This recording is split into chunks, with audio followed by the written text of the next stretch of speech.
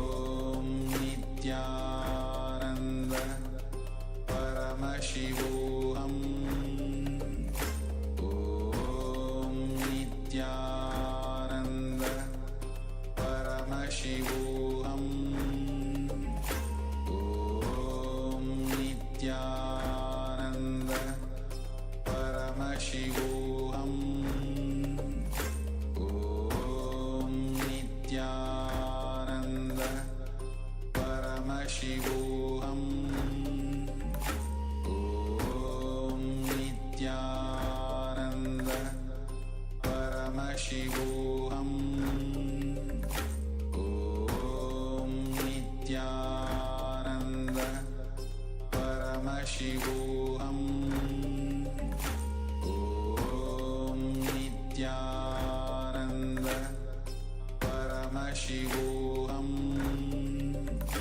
Om Nithyananda Paramashivoham Om Nithyananda Paramashivoham Om Nithyananda. Yes. Now take the second picture and compare the before and after, and let us know here in the chat your experience about this round of the power manifestation. Fairly exciting news that we are getting ready for the powerful darshan today.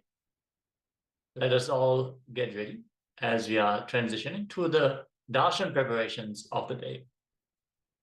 Thank you all so much for joining us and sincerely participating and interacting here in the Zoom chat. And let us now get ready for the divine darshan of the Supreme Pontiff of Hinduism.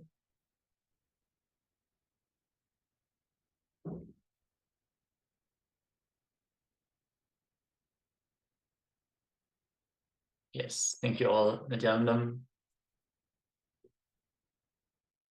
If you read Swamiji's biography, you would understand the way, autobiography of the avatar, you will understand the way, the kind of miracles and like what Swamiji had performed and the groundwork for KAILASA, how Swamiji built KAILASA with his hard work.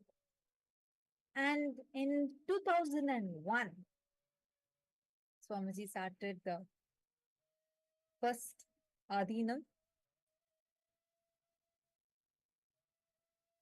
And you all can see here, this is where Swamiji started, the very first Adhinam.